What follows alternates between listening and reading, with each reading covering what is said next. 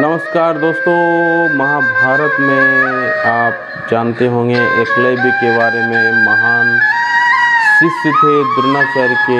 द्रोणाचार्य के बिना इन्होंने अपनी धनुष की विद्या को सीखा और इनके साथ बहुत बुरा हुआ।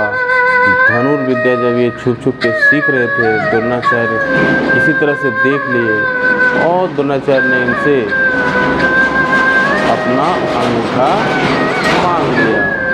अंगूठा ही मांग लिया और इसके चलते वो कभी भी धनुष विद्या में धनुष नहीं चला सकते थे।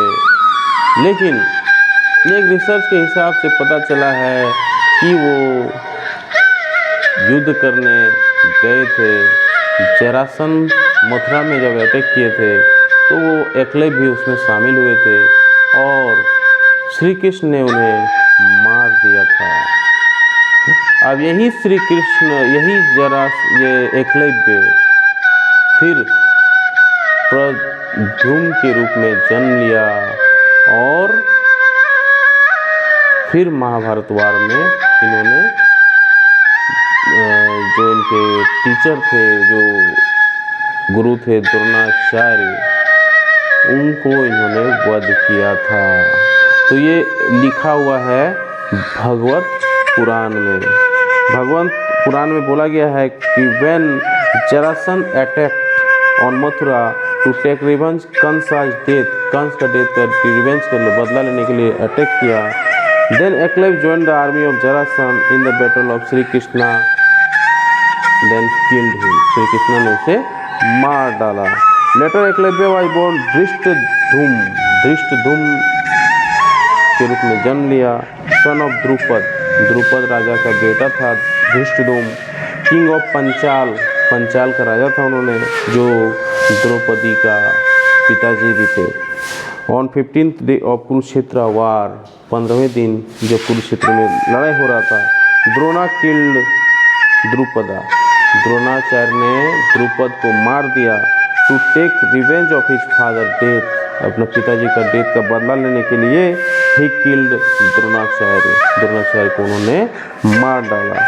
इन the Malaysian text there is mention that king Phalgunadi was killed by Acharya Drona and later Falgunadi took birth of Eklavya. He was not Marathi Yoddha because वो मराठी योद्धा नहीं थे।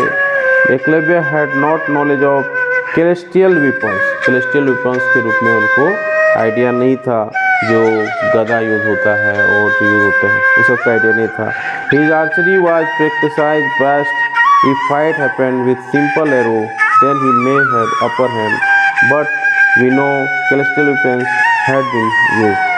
From the fact we conclude that Eklavya was not greater than Arjuna and Karna. तो उनका उंगली तो पहले ही से कट चुका था, तो इसलिए हम मान सकते हैं कि वो अर्जुन और कर्ण से बड़े नहीं थे, बड़े योद्धा नहीं थे, क्योंकि उनका उंगली नहीं था और उंगली नहीं रहने से वो धनुष चला नहीं सकते थे। बाकी योद्धा जैसे कि अर्जुन और कर्ण का जो था सब जानकारी रहता था, सारे क्षेत्र में वो माहिर थे। लेकिन एकलव्य केवल धनुष विद्या में ही माहिर था और धनुष विद्या को जानते थे कि द्रोणाचार्य जानते थे कि इसका गलत उपयोग हो सकता है और वो नहीं चाहते थे कि अर्जुन का कोई कंपटीटर हो।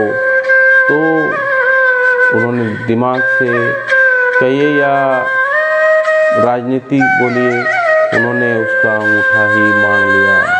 तो फिर उस धनुर्विद्या का यूज गलत कामों में नहीं हो पाया और श्री कृष्ण ने उसे जरासंध के युद्ध में मार ही डाला था। तो फिर वो द्रुपद राजा के बेटा के रूप में जन्म लिया, धृष्टद्युम्न के रूप में जन्म लिया और फिर वो द्रोणाचार्य को मार दिए। तो ये भागवत पुराण में उल्लेख है। उम्मीद है वीडियो अच्छी लगी हो, लाइक एंड शेयर जरूर करें। जय हिंद, वंदे मातरम।